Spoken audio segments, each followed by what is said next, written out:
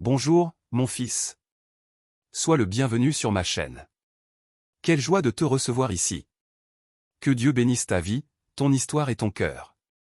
Nous sommes au mois de mars, et je souhaite que ce mois soit une bénédiction pour nous tous. Si nous sommes dans la présence de Dieu, il nous bénira toujours et nous guidera. Si tu es nouveau ici, abonne-toi maintenant. Ainsi, tu m'aides à évangéliser et YouTube comprendra que ce contenu est pertinent. Active la cloche des notifications pour être averti chaque fois que nous publions un nouveau contenu. Laisse un like.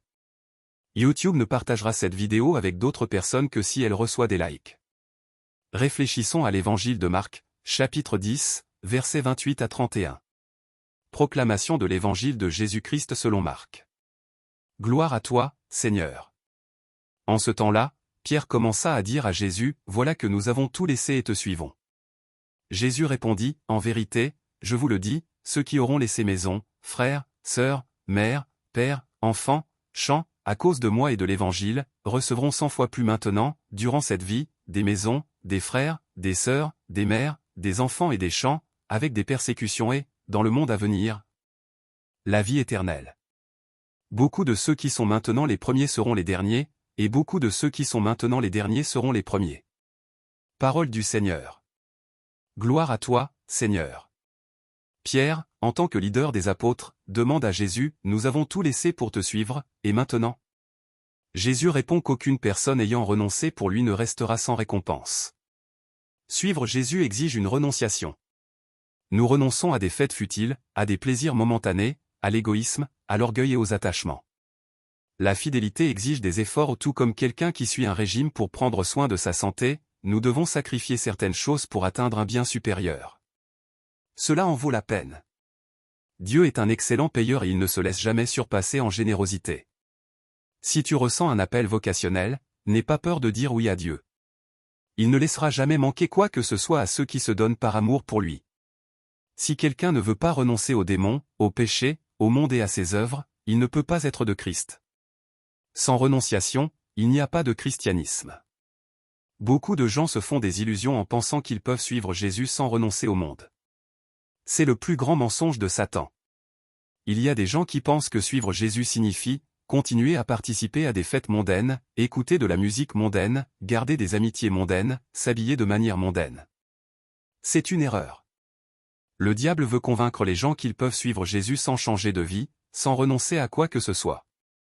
Ils disent, « Jésus t'accepte tel que tu es. » Non. Les apôtres ont tout laissé.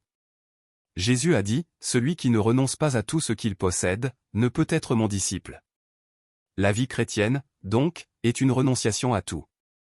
Lorsque nous sommes prisonniers du monde, des choses et des personnes, nous devenons esclaves. Pour suivre Jésus, il faut être libre. Et pour être libre, il faut renoncer. Il ne suffit pas de tout laisser. Il faut le laisser pour Jésus.